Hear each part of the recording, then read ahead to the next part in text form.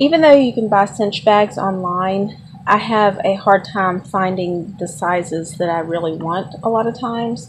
So I've just decided to start making my own, and I'm going to show you how I made this very simple cinch bag that this one I am using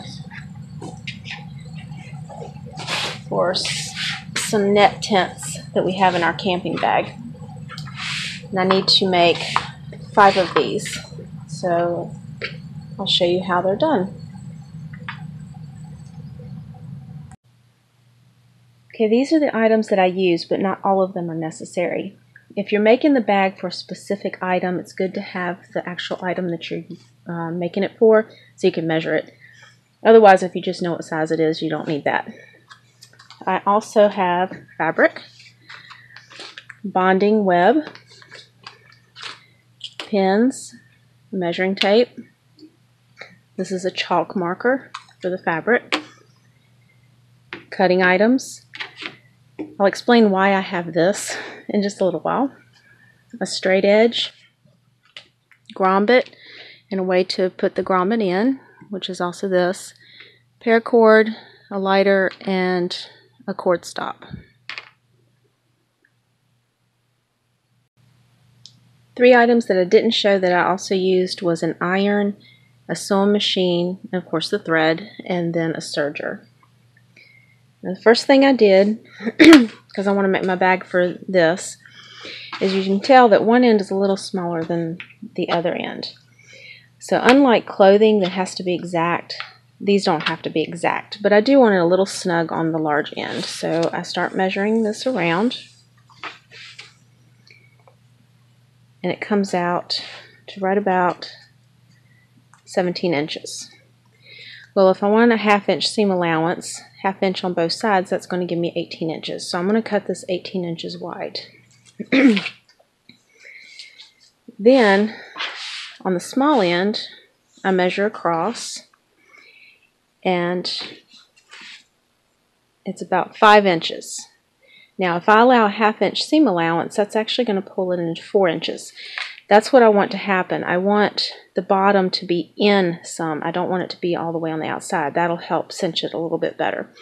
So if I cut a circle at 5 inches, then the circle will actually be about 4 inches. So it'll pull it in a little bit. That's why I have this. I went around my house and looking for different items that were round, and this right here is right at 5 inches. So that's my template. You can use all kinds of things. I've used saucers and bowls and all kinds of things around my house as different templates. So now we have to do the length. Now for the length, we're going to have the circle on the end, so we don't go from the center. I do go from the edge here because I do want it to be pulled in slightly. So I'm going to measure from here to here, and then to the center. And that's 16 inches. To the 16 inches, we need to add 1/2 inch seam allowance and then 1 inch overlap, which is 17.5. So I will most likely just cut, and the 1/2 inch down here. So that makes it 18. So now I get a piece of fabric that is an 18 by 18 inch square. And then I'll cut that. And the 5 inch round circle. I've already cut this 18 inches tall from the first bag that I made. Out of 1 yard of fabric, this is 60 inches wide, you can get 6 of these cinch bags. 18 plus 18 is 36. And then with 60 inches wide, you can cut 3 pieces plus your bottom circles.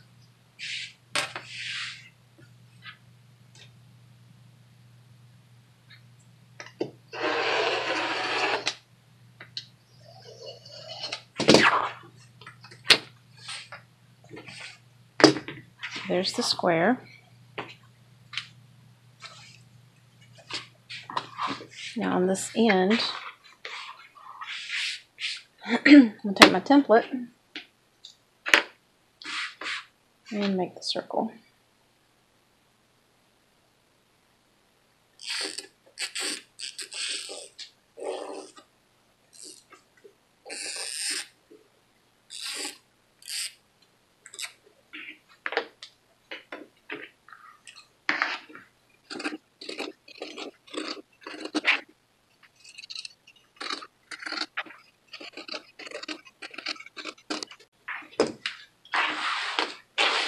Now I'm going to mark the corners. Quarters, not corners.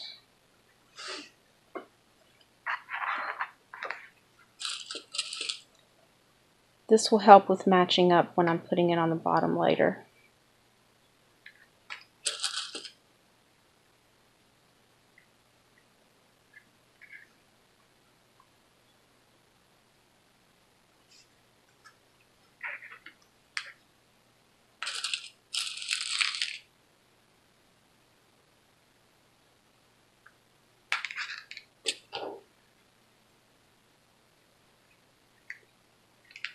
Okay.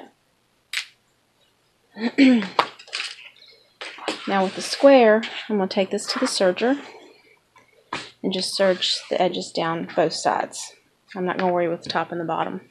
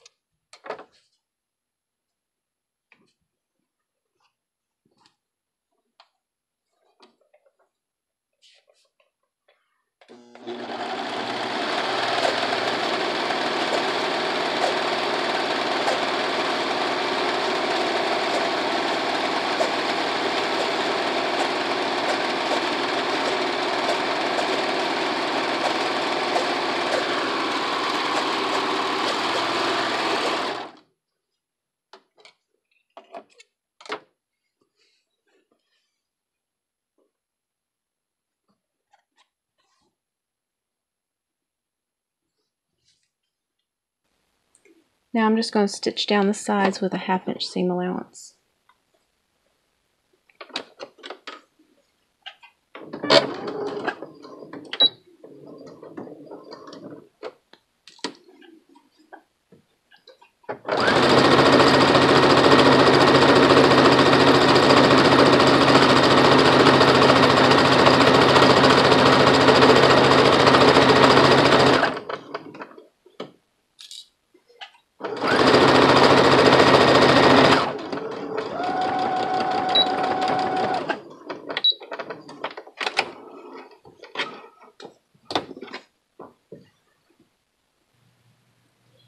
Okay, now I'm going to iron these flaps open, and then I'm going to turn it right side out to show you something else.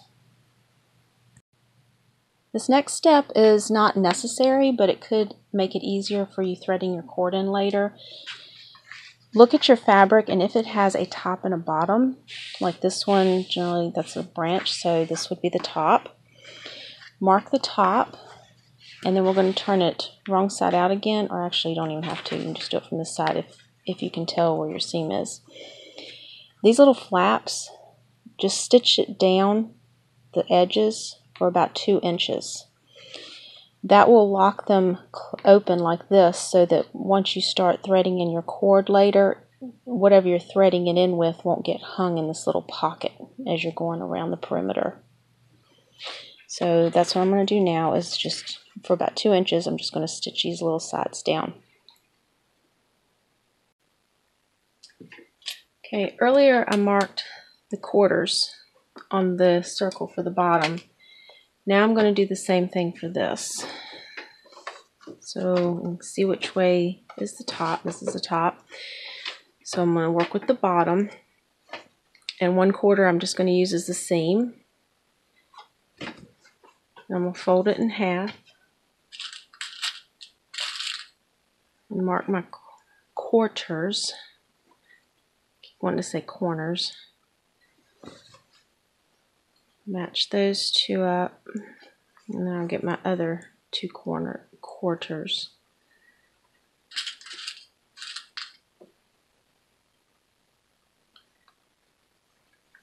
Because this is bigger than this, that helps me match them up so that the gathering that I'm going to be doing will be more consistently even all the way around.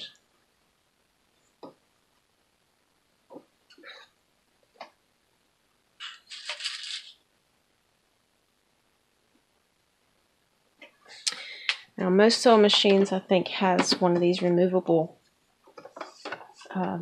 fronts so that you can put smaller circles on here. Now my seam allowance is a 1/2 inch, and when you're used to your machine, you know exactly where your half inches are, or whatever seam allowance you're used to. With the way mine works, when the needle's on the far left, I know that that will be a 1/2 inch. So the way I'm going to do this is I'm going to move it to the center, which will pull it in so it's less than a 1/2 inch from the edge, so that I can do my gathering thread all the way around. That way when I do my seam allowance, the gathering thread is inside it and not seen. Make sure that you have a tail for both the top and the bottom thread.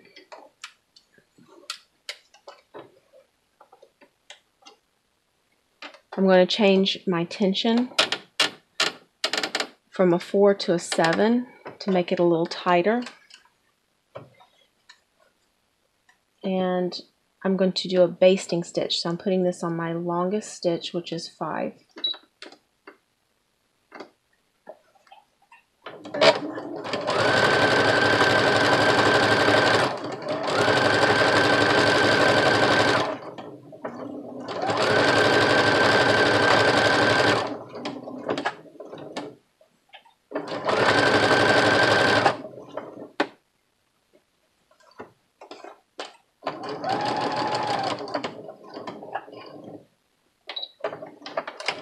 When I pull it out, I'm going to leave it a tail. That way I can take one of these and start pulling to gather it. Before I start doing that though, I'm going to insert this. I'm going to turn this inside out.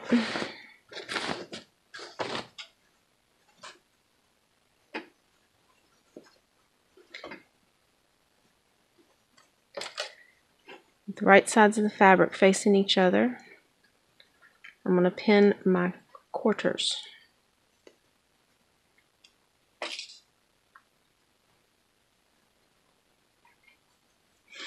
Take into consideration where your seam allowance is, and that's where I'm going to be really looking at my gathering stitches, way down here, not up at the top.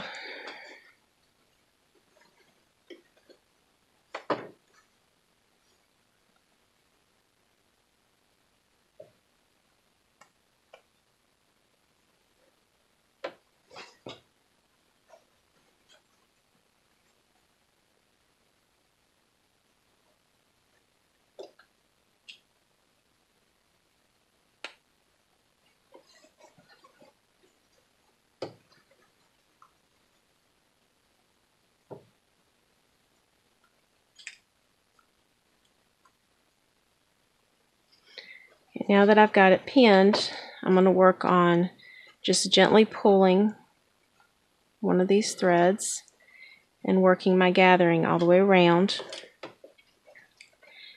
and then pinning to hold it in place. This will take just a few minutes, so I'll be back in just a moment. One tip I need to mention: when I was doing the gathering stitch around this, the right side of the fabric was up, and now this is the wrong side of the fabric. That's going to change which thread you pull. Because we changed the tension and the right side of the fabric was up, that means the right side of the fabric thread is the one that you need to pull to do the gathering. This is the one that's been prepped by the machine. If you try to pull on this one, which is the opposite side of what was up earlier, it's not going to gather as well. So whichever side of the fabric was up, that's the thread that you're going to pull when you're starting to do your gathering.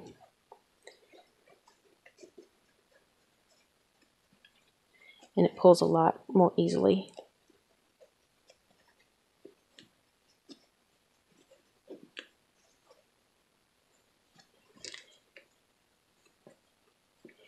Now, as I'm matching the edges here, I want to keep in mind that my stitch line is not at the edge.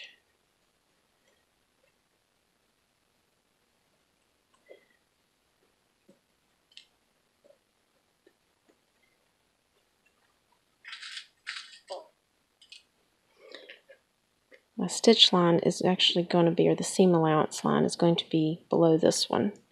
So that is where I'm pinning for.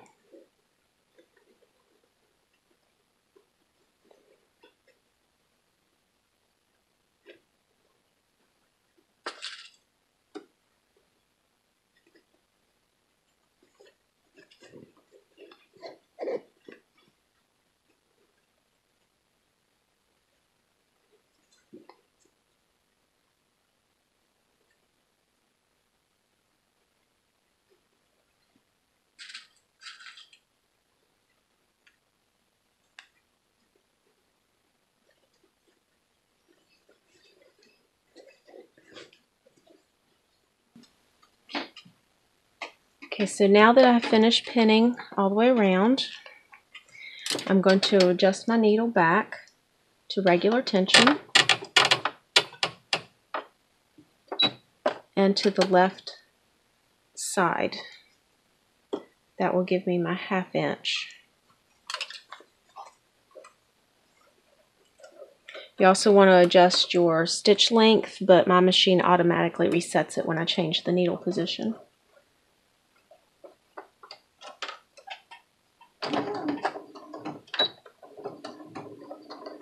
With all these pins in here, work carefully all the way around so that you don't hit one of these and pop a needle.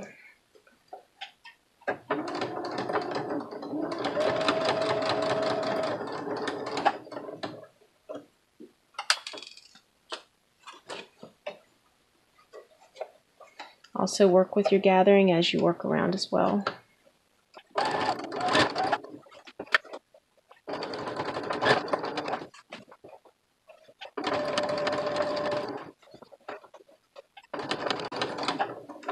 I try to always keep the gathering pulled straight out from where the needle is going to be sewing so that it lays right when it's finished sewing.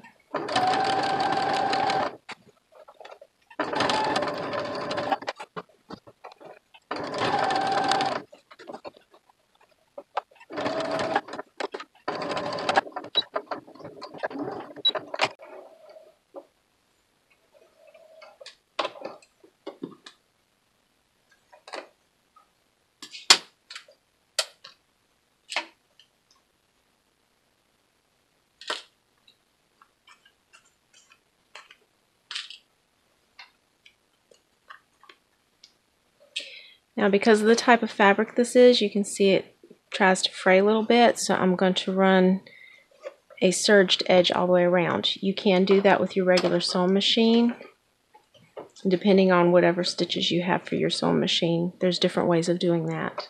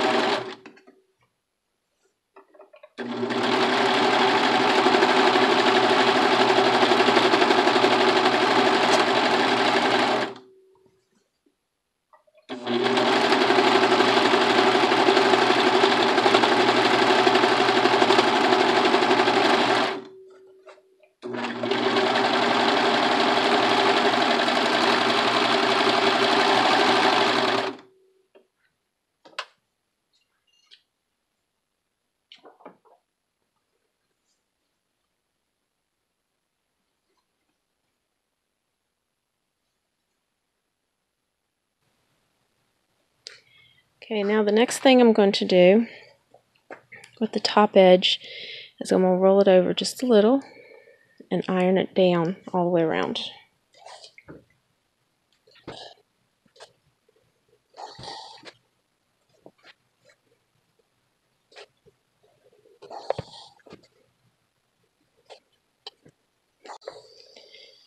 Now I'm going to do that again, excuse me, except I'm going to go about 1 inch down all the way around.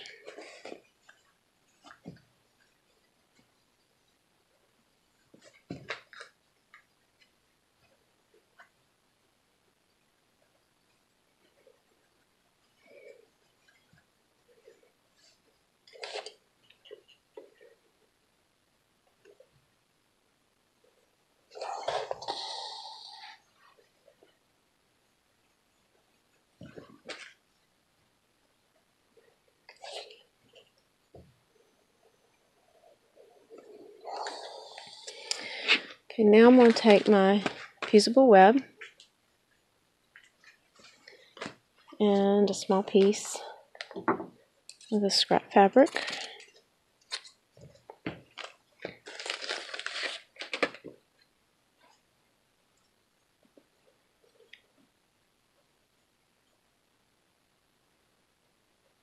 And I'm just going to cut out approximately 1 inch square.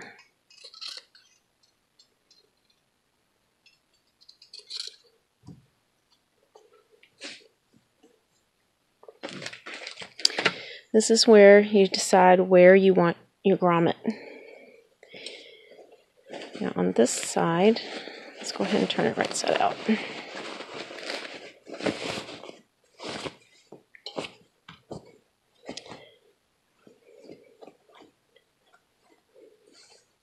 Okay, so here's the seam. I don't really want it on the same side as the seam. I want to put it on the opposite side. So on this opposite side, I'm going to go underneath the flap I just ironed. Now, this grommet is going to be on this side.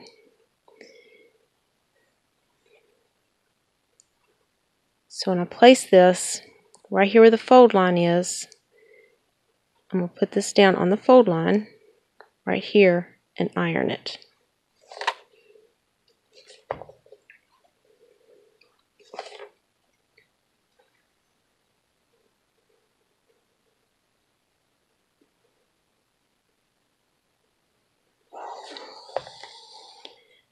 That is now reinforced for the grommet. So now, for my grommet, I'm using one this size. I don't have a hole punch for that big, so I just cut out a little spot. Be sure you do not cut the hole too big. I also don't have washers with this one, so be sure you also put the right side of it on the outside. I didn't quite cut it big enough. I would much rather cut it too small to begin with than too big. So I'll just go back and cut a little bit more out.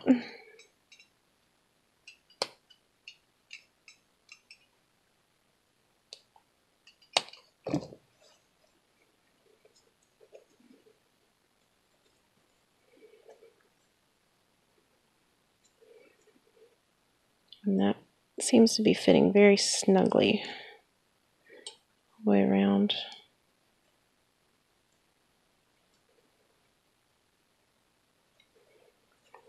Okay, I'll take that and lay it on this.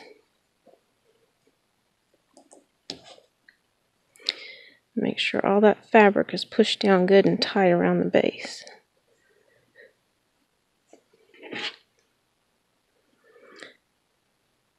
And this has that little shape on it, which will make these flare out.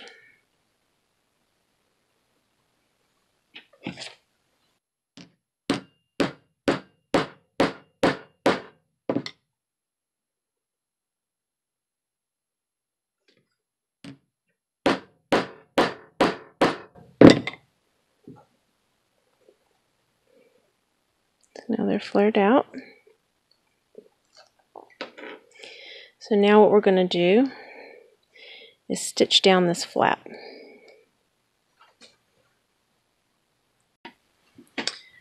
Okay, so now I'm just going to sew this flap down. I can feel where the edge is, so that's pretty much the way that I'm doing it. You can, I don't know if you can see on there or not, but you can feel where this edge is, where it's folded under.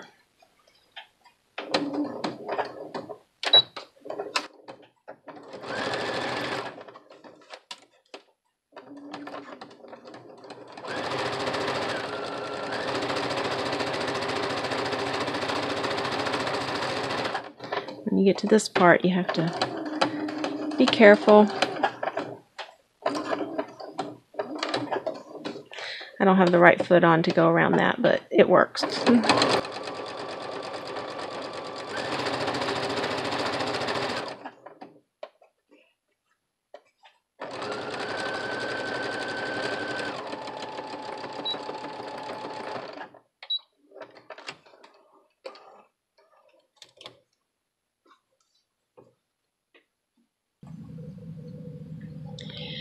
Okay, now when measuring your paracord, your drawstring for the top, you want to be sure you get enough, but not so much that it's going to get in the way. I usually like around that amount. So for me, this is 30 inches for this one. Now paracord will fray if you don't burn the ends. If you do this with your fingers, you can get burned.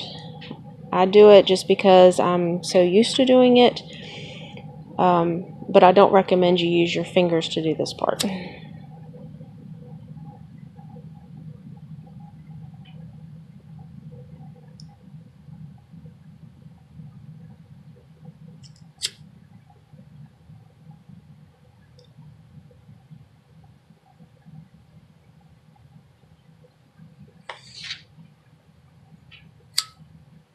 Oops.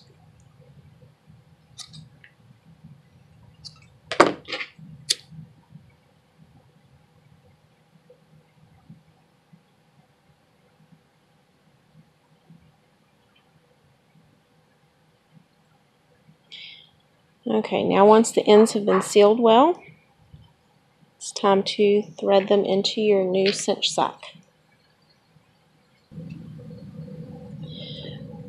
When starting to feed the paracord through the top pocket, it's nice to have a helpful tool. I use what I have. Find one that will fit in the grommet very easily.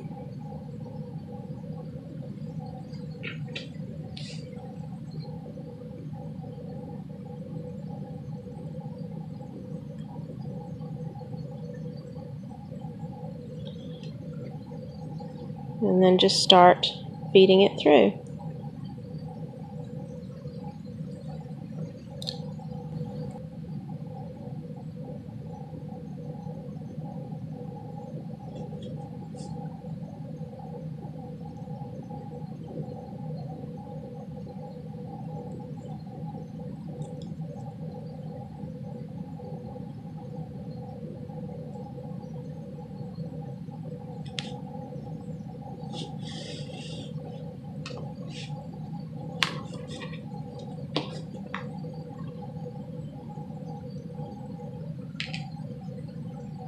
And get my cord stop.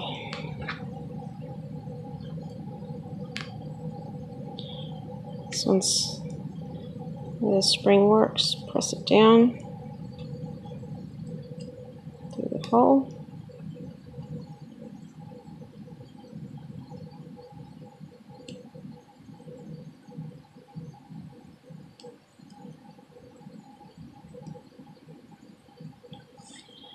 You should tie these two ends. You can tie them in whatever knot you want to use.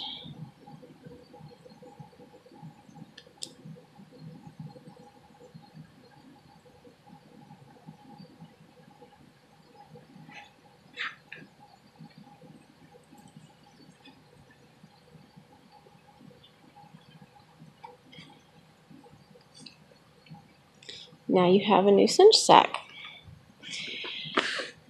One thing to point out about these is I made this for an item that is slightly larger on one side than the other. That means I can put the small end in first.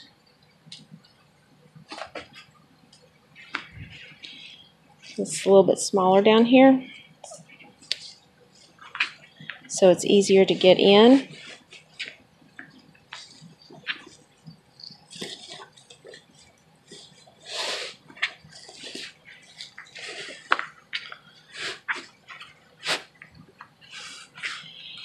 If you were making this something that's the same on both ends and you want this more snug, then you're going to have to put an opening gap here so that this will open, so it'll be easier to get it started. And I will also show how you can do that. It's just one more step involved, but it's not that difficult.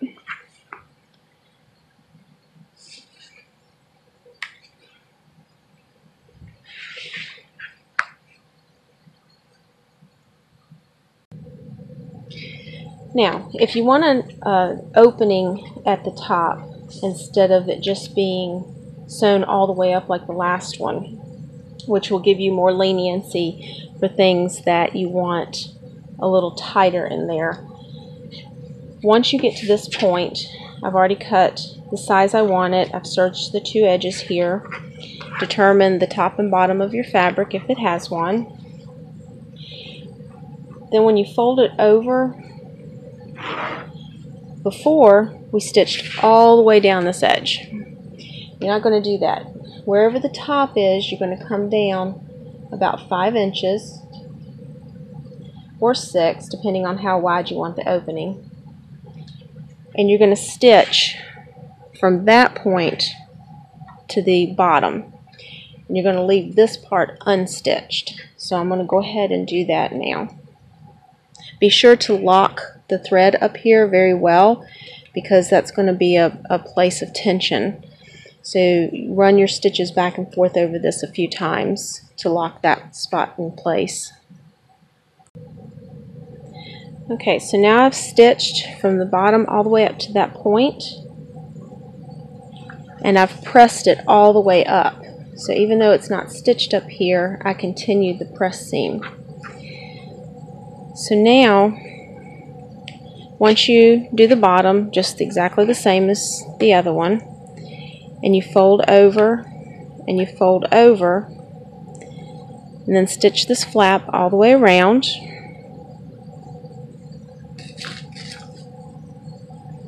I'm not going to actually do that to this one because that's not the way I want mine, but so I'm just going to pin it.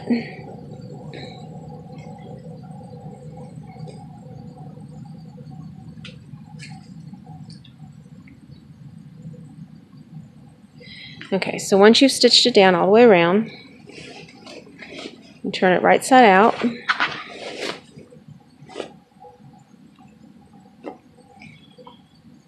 And with this, you do not need the grommet, because you can just run your cord through one side and out the other. This gives a wider opening for things that need to be very snug inside of here so that it's easier to get it started. And then it'll be the same as the other one otherwise. Don't forget to give me a thumbs up and subscribe if you like these videos. Thank you.